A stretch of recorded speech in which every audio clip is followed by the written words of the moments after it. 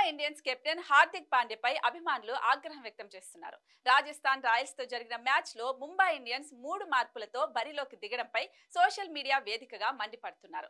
ఈ మ్యాచ్ కు ఆకాశ్ మధ్వాల్ ను పక్కన పెట్టడాన్ని తప్పుపడుతున్నారు. ఒక్క మ్యాచ్ లో విఫలమైనంత మాత్రాన ఆకాశ్ మధ్వాల్ ను పక్కన పెట్టడం ఏంటని ప్రశ్నిస్తున్నారు. ఇది ముమ్మాటికి హార్దిక్ పాండ్యా కక్ష సాధింపు చర్యని ఆరోపిస్తున్నారు. కెప్టెన్ గా తన మాట వినటం లేదనే ఆకాశ్ మధ్వాల్ ను ఉద్దేశపూర్వకంగానే తప్పించాడని విమర్శలు గుప్పిస్తున్నారు. పంజాబ్ కింగ్స్ తో జరిగిన గత మ్యాచ్ లో హార్దిక్ పాండ్యా సూచనలను ఆకాశ్ మధ్వాల్ పట్టించుకోలేదు. హార్దిక్ పాండ్యా కంటే రోహిత్ శర్మ ఆదేశాలనే అనుసరించాడు. హార్దిక్ పాండ్యా జోక్యం చేసుకుని సూచనలు చేసినా పెడచెవిన పెట్టాడు. ఇందుకు సంబంధించిన వీడియోలు నెట్టింట వైరల్ గా మారాయి. ఈ మ్యాచ్ లో ఆకాశ్ మధ్వాల్ దారుణంగా విఫలమయ్యాడు. 3.1 ఓవర్లు బౌలింగ్ చేసి 46 పరుగులు ఇచ్చుకున్నాడు.